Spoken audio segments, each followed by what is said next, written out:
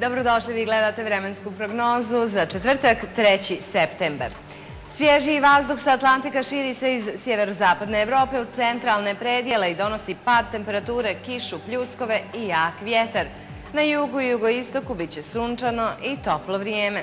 Maksimalne temperature u većim evropskim gradovima kretaće se od 15 stepeni u Dublinu do 34 stepena Celzijusa u Madridu.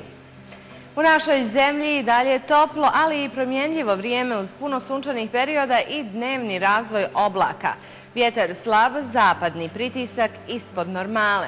Minimalne temperature kretaće se u intervalu od 7 do 14, na jugu 19, a maksimalne dnevne od 27 do 34 stepena Celzijusa.